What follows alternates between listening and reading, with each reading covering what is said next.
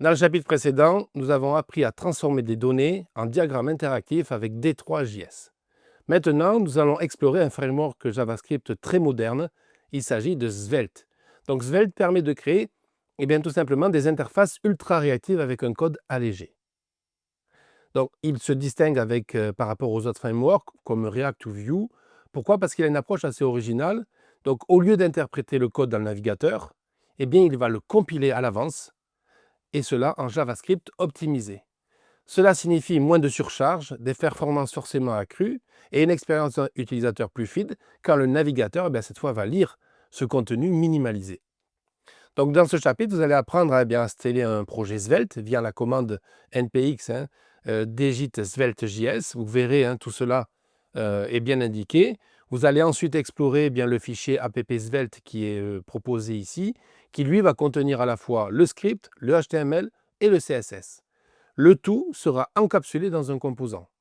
Vous verrez ensuite comment manipuler un compteur interactif. On va utiliser lateCount égale 0.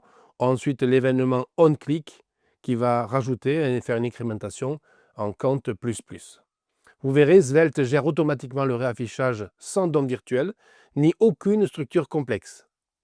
Donc vous allez retrouver dans ce chapitre des exemples qui vont être clairs, faciles à tester, création de composants, gestion de liste de tâches, liaison avec bin value, boucle avec each.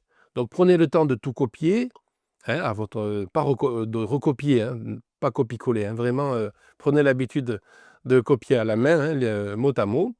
Donc vous allez positionner dans votre éditeur et bien sûr tester comme d'habitude ce que cela donne, et n'hésitez pas de modifier tout cela. Vous allez aussi dans ce chapitre aborder la notion de store, qui permet de partager des données entre composants. Donc c'est ce que vous utiliserez dans les prochains chapitres, par exemple pour construire un tableau Kanban assez dynamique. Donc justement, qu'allons-nous voir dans le prochain chapitre? Créer un tableau Kanban interactif avec Svelte. Vous allez pouvoir ajouter des tâches, glisser, déposer et gérer des colonnes en temps réel.